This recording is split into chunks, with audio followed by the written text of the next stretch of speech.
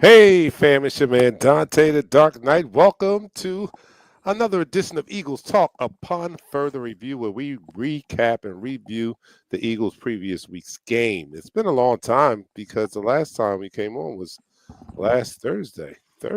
And seems like a long time, doesn't it? I mean, we didn't have any football on Sunday. We Mm. just had a real restful, peaceful Sunday. At least I did. I didn't have to work because, you know, it's not really like work, but it is work when we do this program. And I had Sunday off. I was able to watch other games without having to work them. So that was good. And unlike our coach, Nick Sirianni, I still watch football. I watch football on my day off. And I'm not the coach. Why the hell is he watching football on his day off? I mean, he is the coach. All right, we'll talk about that later. But look, our Philadelphia Eagles last that we saw, which was a week ago today, they were victorious over the Washington Commanders. It was a test that I was waiting to see, and I was very pleased our Philadelphia Eagles overcame adversity in that game. It was kind of a slow game. It was a defensive battle in the first half. And let me tell you something. The Washington Commanders came out with a lot of physicality. Their defense looked, very motivated. Let me just put it that way. Very motivated. And you could tell it was a divisional game, the way they came out. And I think that's a testament to their coach. Their coach is come in and breathe new life into that franchise. The front office has equipped them, not though they're not fully equipped, they still have a ways to go. He has given them some nice pieces to start off and to feel good about. But our Philadelphia Eagles came in and took care of business, and there was a test that I wanted to see them pass, and I would say that they passed with flying colors. The defense is still ferocious, and I was just talking. I just left the barbershop, so just talking to the barber, and and and I'm and this is our defense. We're in week 11. This is I'm comfortable saying that I know the identity of our defense. Yes. That's our defense, right? But before I get into it, I don't want to go too far. Pat, how are you doing? My co-host, Pat Sandlin. What's going on, Pat? I'm doing well. As you can hear by the subdued voice, I'm doing outstanding. Recovering from my birthday. Shout out to everybody said happy birthday, wish me birthday wishes and everything like that. And you know what? I was stress free. Dark Night. It was stress free. It was a stress free weekend. Um, I'm telling you not to play Terry McLaurin, and guess who played him? Who you did? You did not play him after all that. I wasn't even paying attention. I told you not to play him, and I I thought I told took you him out. was right there. I I said thought I I'm took him taking him out. out. I thought I took him out. I did not take him out. Oh my goodness. That cost me. That cost me a lot. Oh. No, I was thinking about it and I was like, dang, I didn't take him out. I paused in the middle of the show last week and said, hold on, you guys keep talking. I have to take Scary Terry out of my lineup because I knew the young boys was going to lock him down because this is our defense. They have shown us their identity and this is who they are now. So I'm very comfortable with how they're playing and in talking about this week's game, we'll Mhm. get to. I said I'm more confident about what I expect to see from the defense than I am with the offense. But we'll get to that. All right. So in that game on Thursday, excuse me, while I get something about in that game on Thursday, defense. Not only did the Washington defense come out and with physicality, our defense likewise came out with high intensity and a level of physicality themselves, which is something that was missing last year with the defense. And I think that Vic Fangio has injected that back into our unit, and they are playing with a lot of physicality. And I say they're playing shut down defense. They're playing shut down defense. They are. They are. Listen, man. You got Dark Knight. You got to take your hats off to what this defense has done over the several weeks, especially after that Buccaneers game. Since that bye week, it's like everybody's dialed into the philosophy of our defensive coordinator Vic Fangio, and everybody is starting to play the role and understand their position and understanding what to do in this defense. But before we go any farther, Dart, now you know what to do, man. All right, you are watching Eagles Talk, the most unique Eagles coverage show around. That's by Eagles fans for Eagles fans. And here on Eagles Talk, we like to talk about our favorite football team. That is the Philadelphia Eagles. We do so in such a relaxed manner that we enjoy our favorite adult beverage in the form of shots. Now, just keep in mind, any beverage that you are drinking and you happen to be an adult is considered an adult beverage. It doesn't have to be alcoholic because I don't drink anymore, and I'm Mhm. drinking I'm sorry, an adult beverage, and that would be, what is this? Oh, apple juice. This is apple juice today. Let me know what you're drinking, Pat. What are you drinking? What you doing? Wilford, man. Listen, stick to Woodford what works. Reserve. That is a good bourbon. I mean, you can call my drinking days. I was a brown guy. I was a brown guy, and Woodford Reserve was a good bourbon. Now, a couple weeks ago, you had what did you have? I thought was really good. Um, I don't remember. it wasn't Bland's, right? It wasn't I Bland. did have some blends before. I had some makers. I had a lot All of right, stuff. I had a lot of stuff Blanton's is last year. really good. Blanton's is really good. Mhm. Maker's Mark is good also, but this Woodford Reserve is also good. But you guys out there, let me know what you are partaking in as far as adult beverages, and I'll give you a shout out on the air.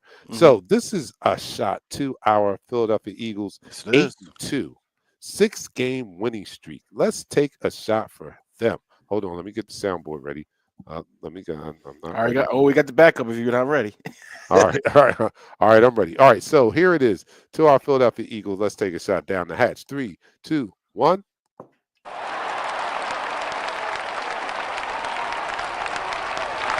You're now listening to the All right, so let's keep on this theme of the defense because I think that they were the stars, and I think that they have been the stars for all throughout this winning streak. Right? Hmm.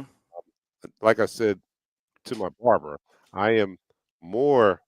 I have more questions about what our offense, how they're going to show up week to week than I do about our defense. Like I said, this is our defense now. I'm comfortable with their identity. I am comfortable with their consistency, and I am confident in what I'm gonna get from them. I Yes. mean, shown in the past 6 weeks, so I don't have any doubts when we go into the game. I expect our defense to show up, and they have been showing up, and I think we have an identity now.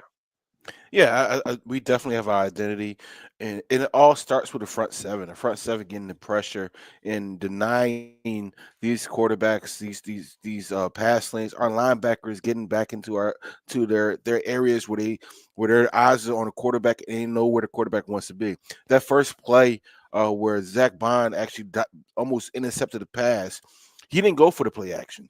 He understood that his defensive line knew what they needed to do, and if you look at the play, he held his ground, didn't bite for the play action, dropped back into his zone, and basically looked at the receiver and knew exactly where he needed to be in time to be in phase for that pass. That has been a constant thing, a constant scene the whole of season since after the bye season, on the bye week, because the team, they truly understand where they need to be, when they need to be, and they're making plays on the ball. For the longest period of time, we've been asking them to make plays on the ball. They're making plays on the ball. Q, Tamino Bay. Listen, he has zero catch. Scary Terry had zero catches against him. And if you go back and you look at the film, there might have been one opportunity that Terry had against Q. But besides that, he had the thing shut down from a leverage point, from a speed point. At no given time did he look like a rookie out there. And Terry said it. Scary Terry said, they asked him about Q. He said, how's the rookie? How's he out there? How do you like him? He said, man, listen, he doesn't act like a rookie. He doesn't. His composure is nothing like a rookie. He's like he's a vet out there. What he is doing, and I so much appreciate Howie for bringing these guys to our fold. The Zach Bond, um, the Cooper DeJean, the The Q. Listen, even CJ Gardner Johnson, man, has been balling and been making tackles here and there. And I would love to get a farther breakdown as we move forward. I see we got to get to some comments. And shout out to the bread man, aka Jalen Carter, man. He's a monster. Oh yeah, He's definitely. a star. But Yes. I want to talk about one more guy that's it's unexpected. All right.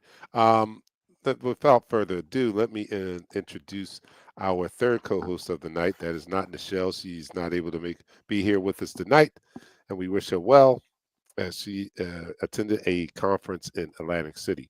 But our third co-host tonight are you guys that's in the chat room. Thank you guys for supporting and joining us. And the first person in the chat tonight on Facebook was Adrian Rankin. And is that a guy or girl? Adrian is a guy. All right, so Adrian, his comment is he is first in the chat. So his comment, he was first in the chat, and his comment is stating that he is first in the chat. All right, so Mhm. thank you for joining us, Adrian.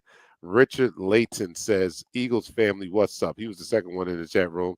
Jackie Myers, the third one in the chat room tonight. She says, in the Eagles nest with my faves. Go Birds. Well, thank you, Jackie. We appreciate that. And Adrian is also wishing Pat a happy birthday. And let me do that just right now. Take a moment out and wish my co host, who also is my cousin, a very happy birthday. I'm sorry I didn't get around to post on your social media That's all good, yesterday, bro. but happy birthday, bro. It's been an experience and a pleasure and honor to see you grow Wow. from, because I've known you all your life. So Yes, you I've have. seen you grow from a child baby into this grown man, a wonderful husband, a great all around gentleman. Mhm. So happy birthday to you, cousin. Appreciate appreciate it, cuz.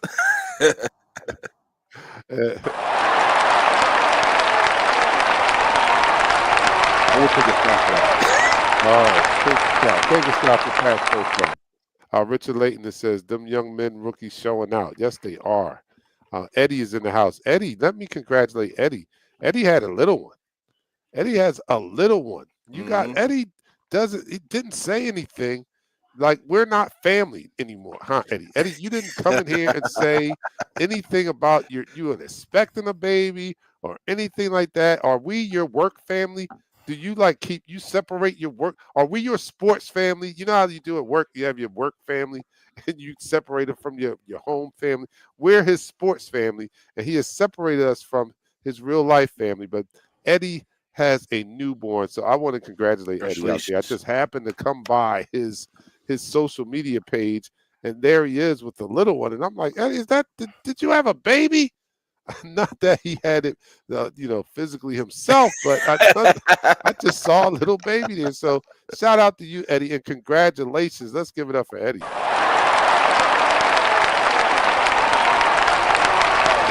favorite Republican.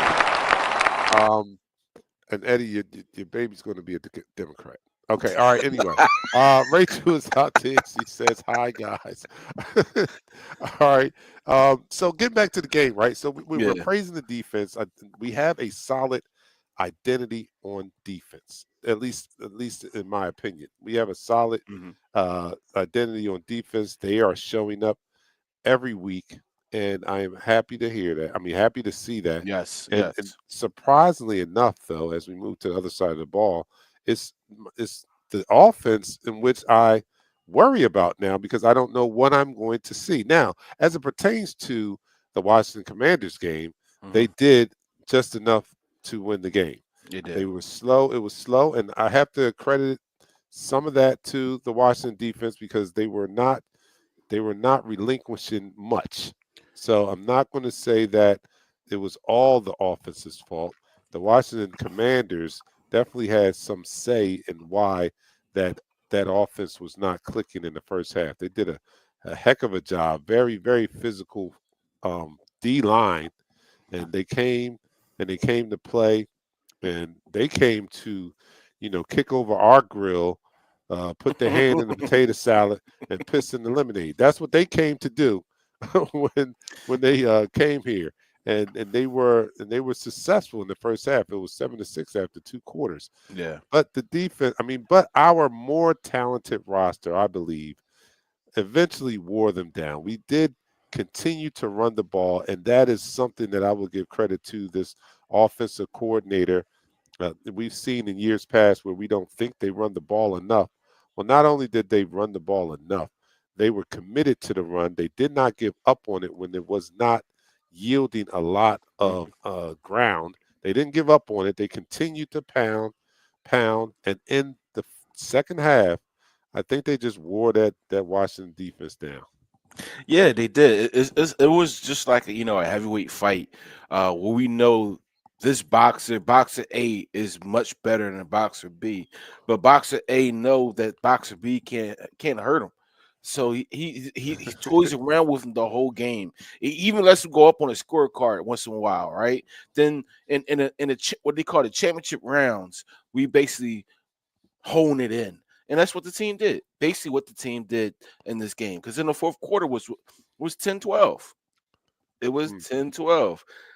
Two Saquon touchdowns afterwards. It was 26-10. And truthfully, the stat line with Jalen Daniels, it was inflated, because if you look at his stat line, he was 23 for 32 for 191 yards. But 70 of those yards came as their last drive for when they scored a touchdown. So if you take that away, I mean, shoot, what's that? 121 yards, 190. 121 yards passing. Oh yeah, yeah, yeah, yeah, yeah. But So that's what the defense really held him to, and it's really like big brother versus little brother, right? Little brother eventually sometimes might get big brother in the race, and I know Michelle is watching this; he's going to hear this a little bit, and like DeMarco said the same thing. I'm gonna call you, he but you called me too. He called me. He was like, but "Yo, but you what's you up know with as the that?" bigger brother, I'm the younger brother, but as the bigger brother, sometimes you let the little brother do some things to make build his confidence up. But at the end of the game, you no, that's it. No, I never did that. Never let him build up. That was a part of the lesson, was to give him that beat down and make him earn it. And because it's like playing against your dad. They don't let up on you. You have to Yeah, earn it. And when you do finally beat your dad, or well, at least in your dad case, when you finally beat him, that's when he decides to retire. You know what I'm saying? He has taught you enough where you can finally beat him, and it's time to retire. His job is done. Now, in the case of a big brother, little brother, hmm nah, if you ever beat big brother, we don't retire. We just try to beat you back, and this is just a back and forth. But yeah, I get the analogy, man. Let me hmm go to a couple comments before we go back to the game. Richard says it's crazy to know that we have the number one ranked yes, defense. Wow, yes. isn't that? And I didn't know that. I hadn't looked at the stats. I know we were like number two going into the game, but we're number one after the week. That is incredible, Yeah, I want to throw incredible. this out there for you. So since week 6, net yards allowed 211, yards per play 3.7, sacks 22. Those three categories were number one in. Wow. Points per game allowed 13, takeaways 11. And as of right now, as the defense overall, we're number one right now. The thing about it is, and I said this before we start talking about the offense, it's a surprise player that's playing an effective role for the defense that you would never suspect. You would think it was Nolan Smith, you think it was Brandon Graham, you think it's Jalen Carter, you think it's N'Kobe Dean, or even Reed Blankenship with that interception. Doesn't Reed Blankenship's interception all look the same? Yeah, they do. It is Jordan Davis. Wow. Jordan Davis, for the amount of snaps and the productive play that he's getting, he's throwing up there a 70 pro football focus. He got a 70 grade as one of the top defensive nose tackles in the game. But if you go look at it, what he offers, he's taking those double teams and giving Jalen Carter the ability to go one on one, giving Nolan Smith the ability to go one on one, giving BG the ability to dominate his tackle, or Zach Baum the blitz, or N'Kobe Dean the blitz. He's taking on two or three guys. It was a play where They said, where is Jordan Davis? And I saw it on TV. I'm looked at it. Then I looked at it all 22 again. I said, Jordan Davis took on three guys. He took on the initial hit was three guys. The left tackle went to the linebacker or tried to script to the linebacker. He took on two, the center and the left guard. Yo, Jalen Carter could only be in the right gap to make the tackle because his partner is doing the heavy lifting, and he's not giving. It's not like they're, the double team is taking him out the fold. No, he's not. He's standing his ground. It was multiple plays where Jalen Carter actually make a tackle in the backfield where you see that running back's trying to fit up that gap, but it's no gap to be fitted because big old Jordan Davis is doing his damn job. These young cats, these guys on defense, finally understand this defensive philosophy, finally understanding their role and what they have to do for this defense as a whole to be successful. You don't have to be the standout star. As long as you're doing your job, the man next to you is going to do his job. If you know that and y'all play in tandem with each other, this is the byproduct. This is what you get, and it's a beautiful thing, Dark Knight. It certainly is. And this is all a part of the plan. And I'm not here to toot my own horn, but uh, no, I guess earlier in the season, maybe week 3 or 4, when we were 2-2, and, people were, we were concerned. We weren't jumping off the ship or anything like that, but we were concerned, especially when we lost the game to Atlanta. And I reminded everyone that this around week 8 and 9 is when, or 7 or 8, is when I expect to see consistency and Mhm. improvement. Why? You say that, Dark Knight? Because we had 2 new coordinators. And when you bring in 2 new coordinators, they have to have time to mesh or get on the same page with their units. Mhm. 6 months is not enough. You think about, they come, they have OTAs, they have training camp, rookie camp, but that's not enough time for everyone to get on the same page, for the offensive unit to understand exactly what the offensive coordinator's philosophy is, system is. Not enough time for the Mhm. defensive unit to understand what Vic Fangio wants from them and what his scheme is truly about. Not enough time. But around week 8, 7 or 8, we should start seeing improvement. We should start seeing consistency. We should start seeing cohesiveness. Yes. And it was about that time, or maybe a little bit before, for the defensive unit, where we started to see that.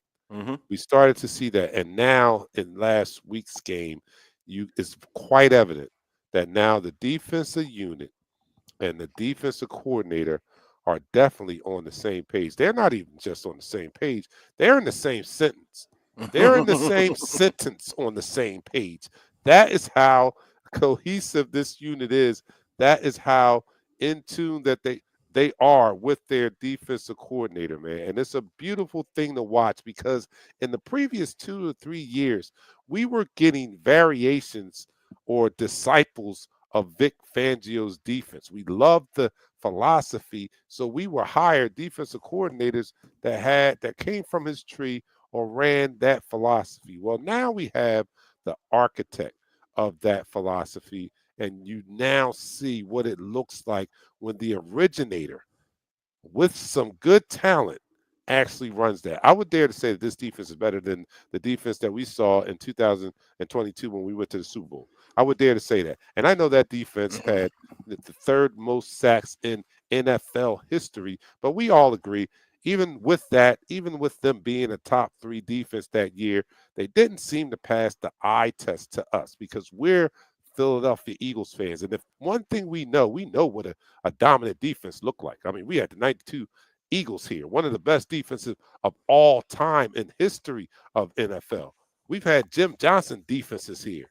So we know what defenses look like. And to the eye test, that 2022 defense was number 3, had the third most sacks, but it didn't pass the eye Yeah. test to us. Well, this defense this year, with less sacks, albeit, are looking more like defenses we're accustomed to seeing. Yeah, they are. They're looking more complete. They're looking like they're playing free. They're not thinking of they have to be this, they have to be here, and they have to be there. They're playing free. They know where they need to be. Shout out to N'Kobe Dean. He is hitting like a Mack truck for that. He's actually bringing up some memories of Sam Mills. His play. Zach Bond has been an All Pro all season. Q has been an All Pro all season. These, and he's a rookie. This defense has been working in. Uh, um, uh, uh, as, like, listen, this brings up memories of that Bud Carson defense almost, right? Hmm. They might not, like you said, Dark Knight. They might not have the sacks, but how they work. Again, go back to Jordan Davis. Understanding that you're not going to make the play all the time now. You're going to get double team. But if you get double team, stand your ground. Make sure that they can't release off of you to get another guy. Make sure those two guys are there and you clogging up the hole. That makes it easy for the linebacker. That means the linebacker is clean to make a play. All right, let's end this quarter. We've been talking a lot. Let's end this quarter. So this is And that's the end of the quarter. all right. You're watching, listening to Eagles Talk, the most unique Eagles coverage show around. That's by us Eagles fans for us Eagles fans. And here on Eagles Talk, we like to talk about our favorite football team. That is the 8-2 division leading Philadelphia Eagles, and we like to do so in such a relaxed manner that we enjoy our favorite adult beverage in the form of shots. So, again, I am drinking my apple juice, and you know what apple juice does to me. So after the show, I am going to be busy. All right, drinking the Woodford Reserve, Yes, sir. good bourbon. You guys, if you are partaking, it is Thursday night. You do have to go to work tomorrow, unless there is a long weekend in store for you. We got Thanksgiving coming up next week, but right now we're going to celebrate our Philadelphia Eagles. Let me know what you are partaking in the chat room. And here we are, down the hatch to our Philadelphia Eagles. 3, 2, 1. You're now listening to the second quarter.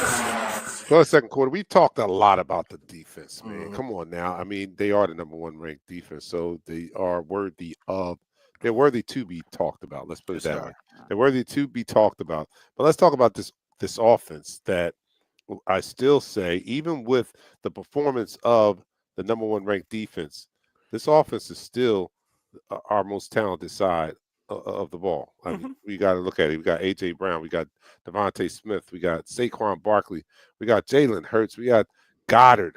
We have a massive offensive line. So they are still the most talented unit on this team, but they are not playing always. I'm not saying, they're not always playing up to the level that we expect from them. Yeah. I really expect 30-point games every time we go out.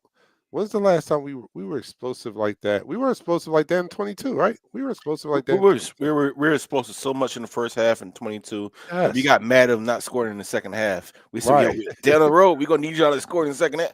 But they were so much in front of all of the teams, and I think that was the facade that we all saw with that 2022 defense, right?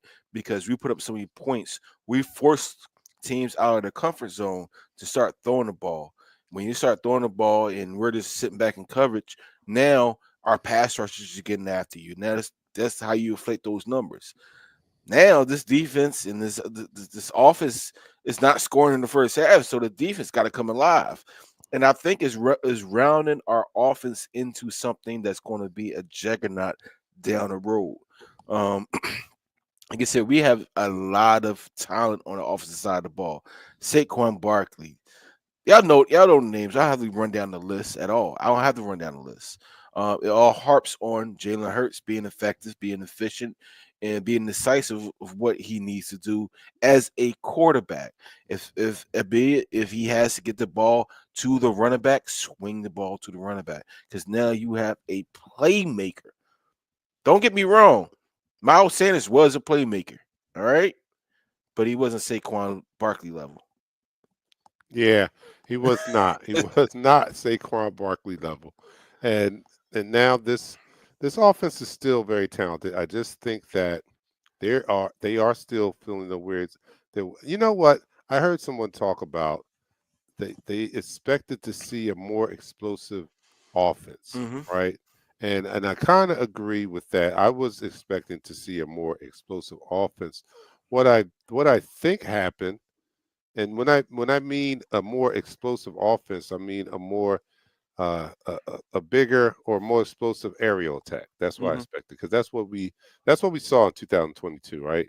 Oh The yeah. aerial attack was incredible. I mean, Jalen actually it was the Jalen Hurts show. Whether he was making spectacular passes down the field for big gains or running for big Hmm. gains, it was his show in 2022. In 2017, we had a very explosive offense then, and it was aerial. Carson Wentz was airing it out in 2017. This year, I think it's not as explosive because we are a running team. Let's just call it what it is. We're a running team. So I think if we temper our expectations for explosive aerial attack and just, you know, settle into who we are. This is our identity.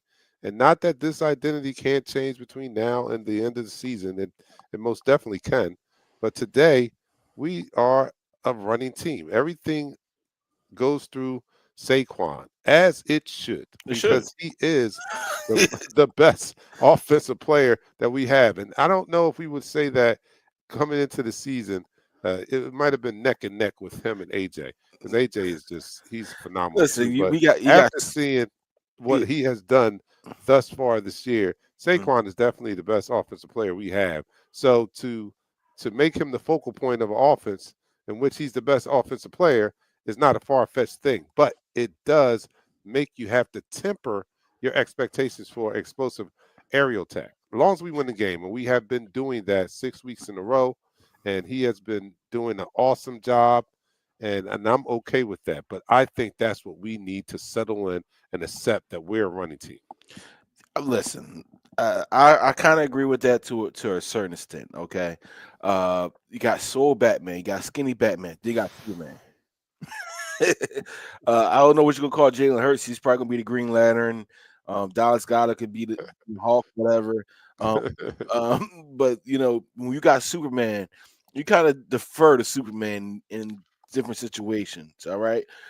Their pass run ratio was more or less on 60-40, or 60 being more run and 40 being pass.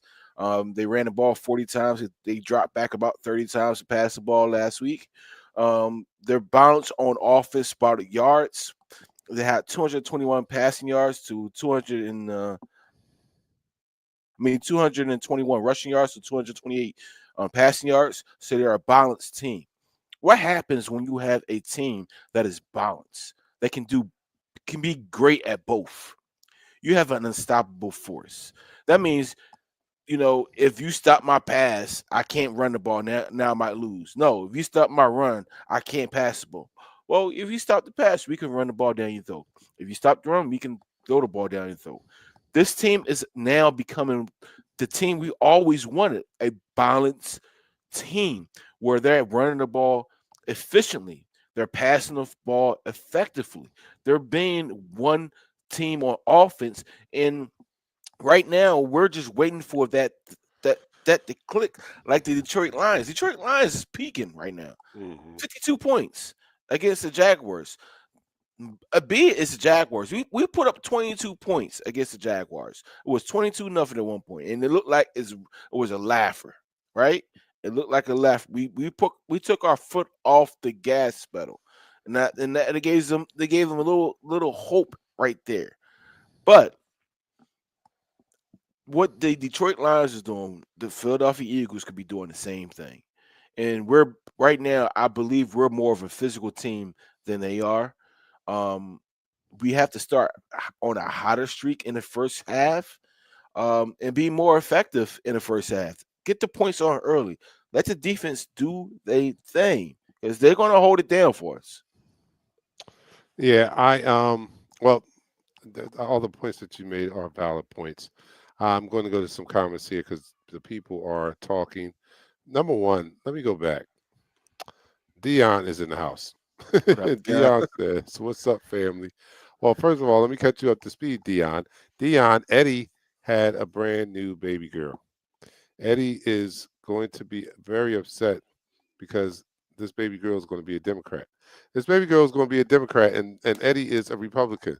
So that's the first thing. You missed that. So, tease Eddie all you want. Let him know he's going to be a Democrat. All right. She's going to be a Democrat. All right. Richard Porter says, Pierre, I'm sorry. Quenya Mitchell was singing the Akon song on I'm Scary locked. Terry. You I'm locked up. locked up, They can't ain't help let me out. myself. They ain't Bill let me Cole out. can't let me out. Somebody said Quinyon out there giving people cardio because that's all Scary Terry was getting was cardio out there last last week. He wasn't Wait a he minute. wasn't getting no Wait a class. He wasn't getting no catches. Quinyon out there I'm giving sorry. cardio classes. Like, no, you ain't catching anything, but I'll run you. We can do some cardio together. Um, Dion says, man, to pick up Q and DeJohn in the same draft, I'm tickled MF and pink. You got that right, That's Dion. I crazy. talked about that. When is the last time? Anybody can answer this. When Mhm. is the last time the Eagles hit on their first two draft picks of any draft?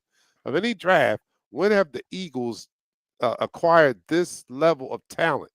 Because they seem to have hit on both of these guys, and they get them with the first two picks of the draft. But if we look at the process of drafting as sort of luck, then it was about time for us to roll seven. You know what I mean? Roll sevens. You know what I'm saying? It's about time.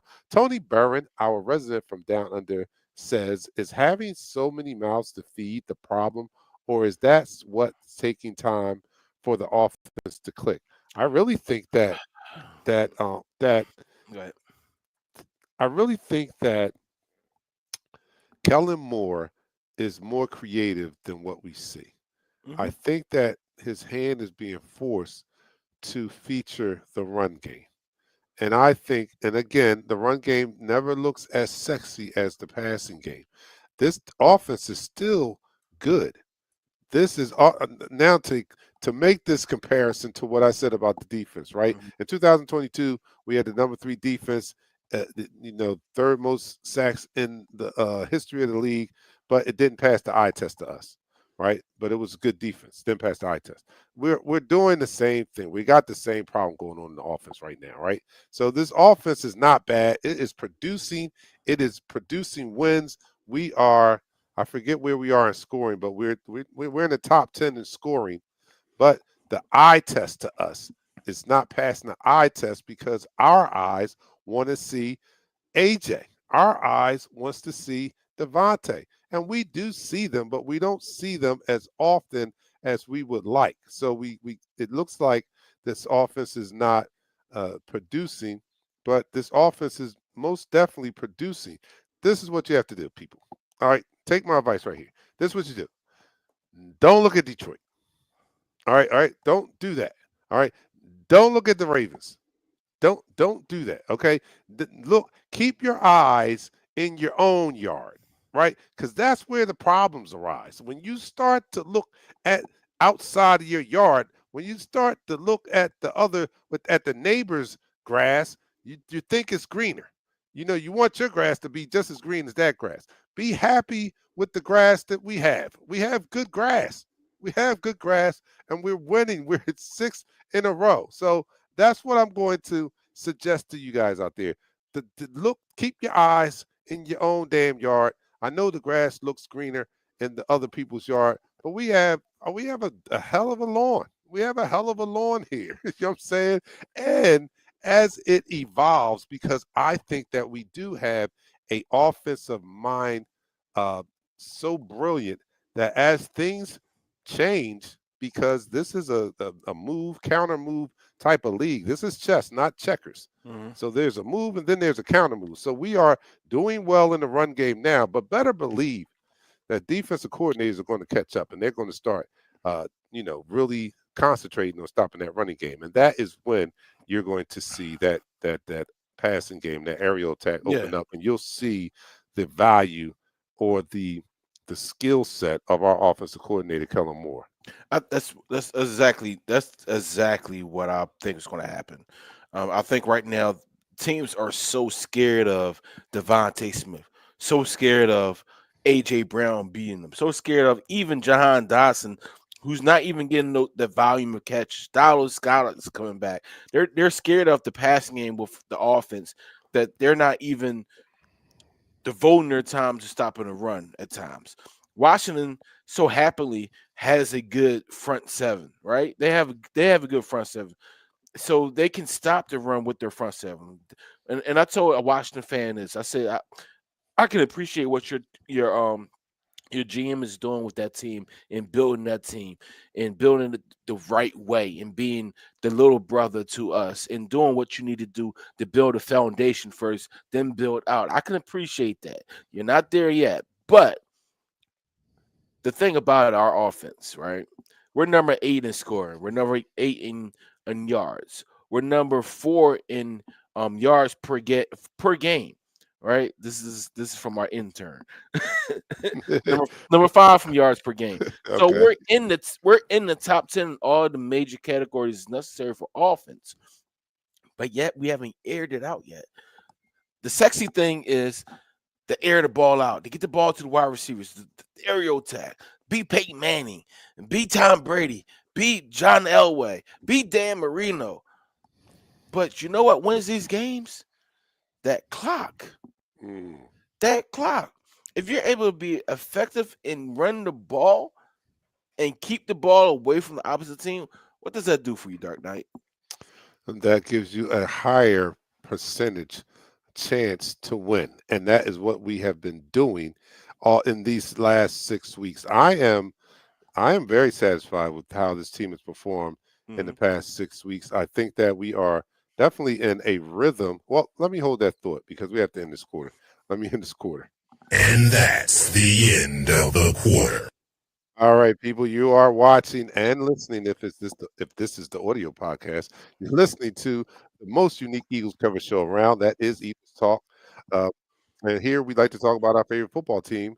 That is the Philadelphia Eagles, the 8-2 Philadelphia Eagles, the NFC East leading Philadelphia Eagles, and we do so in such a relaxed manner that we enjoy our favorite adult beverage in the form of shots.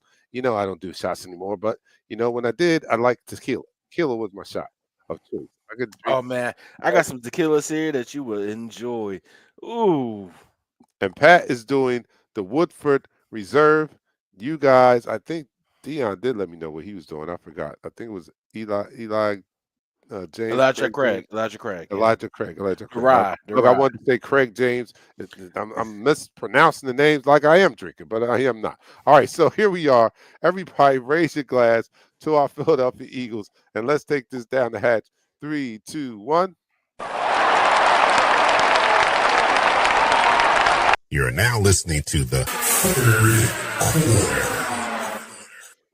All right. So as I was saying, this team is rolling and hitting on all cylinders right now, and I like it the direction in which we're going. Mhm. We have what do we have? 7 weeks to go. We need to stay healthy. We need to continue to build up momentum, and I think that it's not out of the realm that we could possibly get the first seed. I mean, we're only a game behind Detroit, and I think that if you ask me about the level of talent in the NFC, I think the Detroit Lions are number one, no doubt about that. Mhm. The way that the things that they're doing, the way they are defeating people, the way they are handling their business. Let's just be frank. The way they're handling their business is something to be admired, right? But I don't think that we're too far off. I don't Not think that, and I and, and at I all. when I say that, I don't mean like we're the next tier down. I mean like they're here, we're here. Like Yeah. we're in the same not only the same church, we're in the same pew. I think. So and I think that our defense is a little bit better than theirs. Now, albeit their offense is very explosive. Their offensive coordinator, I forget his name, he chose to stay there in hopes of winning a Super Bowl championship. He had offers to be in head coach, and you can see why when you look at that offense, when you look at what Jared Goff is doing in that Detroit offense, he is sought after, and I understand why. But I think our team is just a little bit more grittier. I think that our team can overcome adversity. And can that offense overcome our defense? That's basically what it would come down to, right? Can that explosive offense s- put up those amount of points on our defense? And I just don't see it. Not the way that our defense is playing right now. I just don't see it. So I'm saying we have an excellent chance if we take care of business as we move on throughout the season, with our next game being against the LA Rams. Pat, tell me about this game coming up on Sunday night, prime time. We go from Thursday night prime time. 10 days later, we're on Sunday night prime time. What do you feel about the LA Rams? Well, first of all, us going from East Coast to West Coast is always an adventure. Um, since Sean McVay's been a coach there, I think he's won one game as a head coach against the Philadelphia Eagles. But they bring a very talented team. They bring a very talented RM, Matthew Stafford, who's like 49, but can still sling it like a John Elway. Like he still has a very powerful arm, and he brings some very good pass catchers with him, and Poole Nakua and Cooper Cup. Like these are one of the 1 and 2 um, wide receivers that are they're going to be very challenging for our defensive backfield. Um, then you go back to their defensive side of the ball. Yeah, they don't have Aaron Donald, but they drafted a kid named Jared Voss. Right, this kid Right. number 0 is a monster, is a monster. They drafted another kid. I can't recall his name. I will recall it in a second. Um, they are a very formidable team out there in St. Louis. Their record right now, they're 5. I think they're 5-5. They're 500 right now. But don't be mistaken by what their record is at all. This team fights for every single inch on the field, and they are a aerial team. Karen Williams is the running back, but they don't really run the ball that much. They really air it out. They get after your defensive backs. Uh, uh, Poole Nakoa is a emerging star at the wide receiver position. He is the wide receiver that caused us issues last time we played them. It wasn't Cooper Cup, it was Poole. Mhm. He had over 100 yards against us. I don't know where he come from, but this kid is a very good wide receiver. And now you got Matthew Stafford throwing the ball to him. It's a deadly combination. So we have to be on all of our P's and Q's, regardless of who's playing, because there are some injury updates I need to go over in a little bit. Um, regardless of who's playing or who's not playing, we need to take these guys serious. Like this is a championship game. I think, not I think, I definitely agree with you. The LA Rams are 5-5, so they are not out of the question in competing for a playoff spot. So that in mind, they're going to, they're going to come, they're going to compete. They still have the same goals as they had at the beginning of the season, and that is Mhm. compete as with all other, well, not some of them. Shoot, I know the Giants cannot have any aspirations for anything Yo, they said high. they said the Counters got a way to get into the playoffs. Well, wow, that's incredible. All right, so anyway, they are still Right. very much in the hunt for playoff contention. So they have something to play for. Basically, they have something to Mhm. play for, and they're home. So no, everybody has pride at home, right?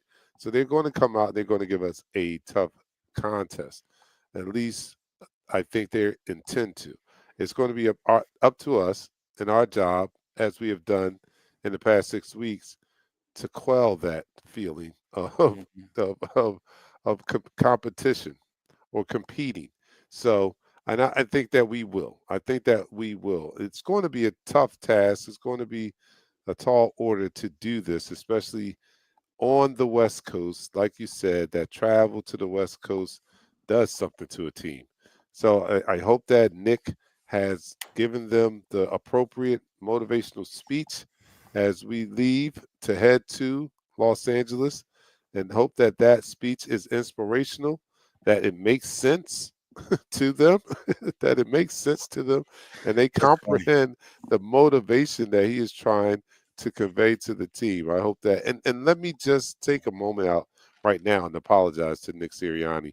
I know it's just the ebbs and flows of the football season, and especially being Philadelphia Eagles fans, but I was one of the ones early that was really coming down on him when we were 2-2. Hmm. And I think it was rightfully so because he had words with somebody in the stands, and his in game decision making was definitely very questionable. And at that point of the season, I thought that if he continues in this manner, that he can really cost us a big win. If he does not improve on his in game decision making, that can potentially cost us a big game down the line. Well, since then, he is going 6-0. This team looks very motivated, looks like they are playing for him, Yep. and as long as that continues to happen, then I'm going to be on Nick Sirianni's bandwagon. I'm going to be his biggest fan, as a matter of fact, because there are many CEO coaches out there, and that's what I consider Nick Sirianni right now because he's not calling offensive plays. He's been asked to stay away from that. He's not controlling the defense. Hmm. So he is more of a CEO coach, and I think that he is starting to settle into his role. Let's put it that way. Yeah. Some of those uh, bad decision making calls during the game is I to me I thought it was him trying to insert himself, trying to show his relevance or whatever, but be the bigger man, be the Hmm. CEO and get everybody inspired and Be the motivated Mike and Tomlin. prepared. Right, be the Mike Tomlin and and then get your team prepared to run through a brick wall for you. That's all you need to do. He has, and Jason Kelsey has said that many times. And Jason Kelsey now is in the media. He's talked about him on his podcast of how Nick Sirianni is a motivator. And what he says in his speech to his team motivates the team to be better in everything they do. You Mm-hmm. know, even with the collapse last year, he was still trying to motivate his team to be much better than they were the day before. Um, just to answer this question really quickly, because Rachel said, Uh-huh. "What? How?" That's for because I said, they said is a way for the Dallas Cowboys to get to. Yeah, yeah. So this is how it's not going to happen.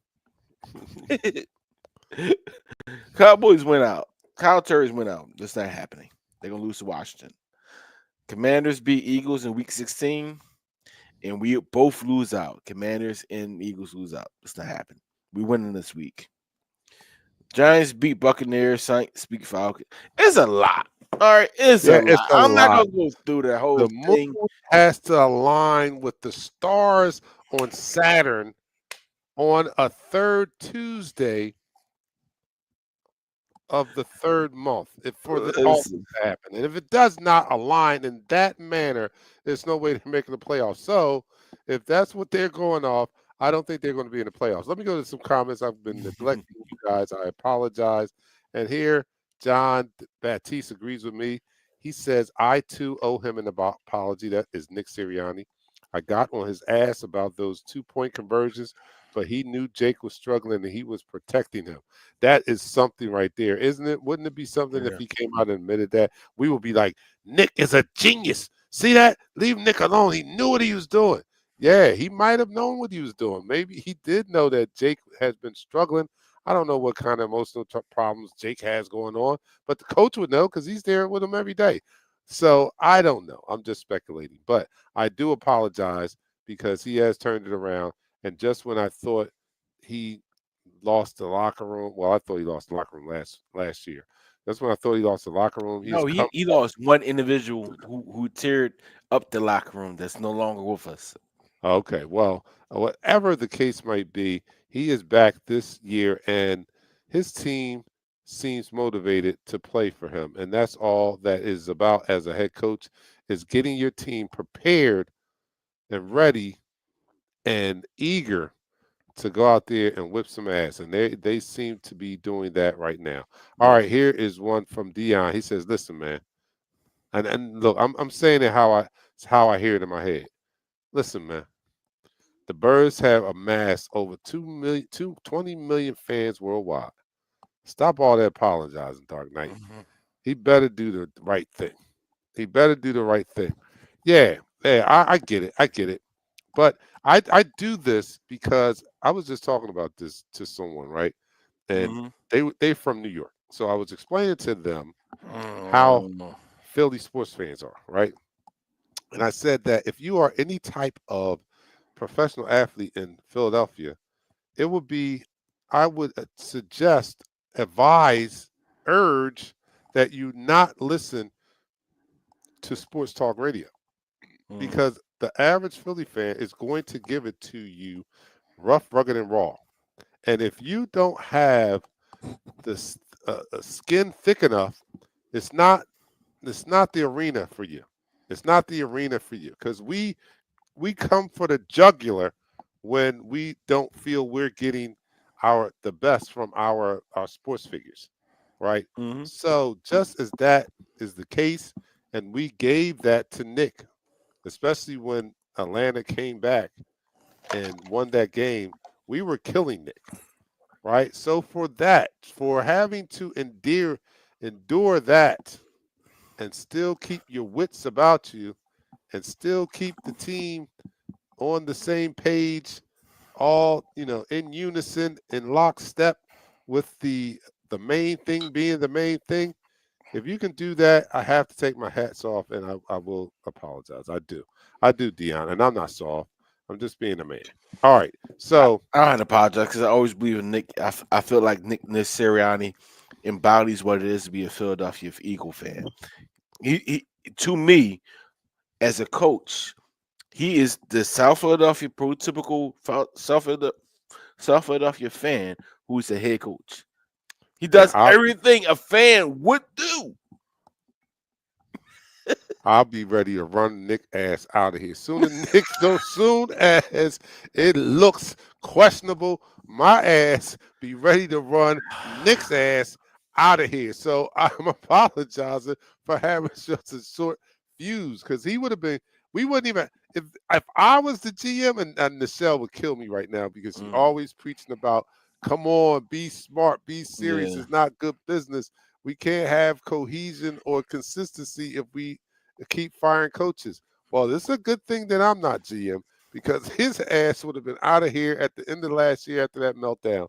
But I'm glad that he's not because he has proven his worth and team. I mean, the team is listening to him. So let me end this quarter so we can have a quick fourth quarter. I don't want to be in here all night, and plus I want the audio podcast to be a good length. All right. And that's the end of the quarter. All right, so we're heading into the fourth quarter. Listening to Eagles Talk, the most unique Eagles cover show around that is by us Eagles fans for us Eagles fans. And here on Eagles Talk, we like to talk about our favorite football team, the Philadelphia Eagles. We do so in such a relaxed manner that we enjoy our favorite adult beverage in the form of shots. I am doing the apple juice on this, though. I'm doing it in my can y'all see that? Why is it not showing? Oh, this It's green. it's red. All right, okay, there you go. All right, so Pat is doing the Woodford Reserve. You guys are doing whatever the hell you're doing out there, and we're going to take this shot for our Philadelphia Eagles as they head in to the West Coast on Sunday night to meet the LA I, Rams. Here we I go. got 5 more minutes for this Eagles. All right, that's 3, 2, 1. You're now listening to the fourth quarter. All right, somebody give me some predictions. What's going to happen on Sunday? Are we going to finally see that explosive aerial tech that we're talking about, I think so. or, or are we going to continue along the same path that we have been following these past 6 weeks, and that is um, making Saquon the focal point of this offense, off of which everything else develops. It starts by getting Barkley involved. It ends with him still being involved, and we mix in the pass play as we move along, as the conditions permit. And and using this formula, don't get it twisted. The AJ is still eating. He's still Mhm. eating. We still have those big plays. You So know. so we're still going to have two receivers go over 1,000 yards. Mm. If you average 65 yards a game with the 17-yard game season, you're still going to get 1,000-yard season. Um, Smitty was not a participant in practice today. Most likely he'd be a listen, man, the birds. Most likely they'd be a practice tomorrow. AJ Brown, they understand what the office is. They understand what the office is, right? They understand that they have Superman back in the backfield and Saquon Barkley. If this gets them a ring, they understand that. They understand that they need to be um, the second fiddle to a Saquon Barkley Super Bowl. They understand that, you know what, if Saquon Barkley's taken away, now it's time for Batman to shine. Now it's time for skinny Batman to shine. And we've seen it. Dark Mhm. Knight, we have seen it. Each week has brought something totally different. From the backwards hurdle that's now in Madden, which is crazy. It's in Uh, Madden now. it's in Madden. Wow. He created new video game moves. That's incredible. Yeah, I said to, that to, when I saw it. to skinny Batman making a one-handed catch and getting both feet down and dragging it, right? AJ Brown bullying cornerbacks. Like this offense, they're going to feature somebody every week, and they have an opportunity to get the ball to each and every playmaker every week.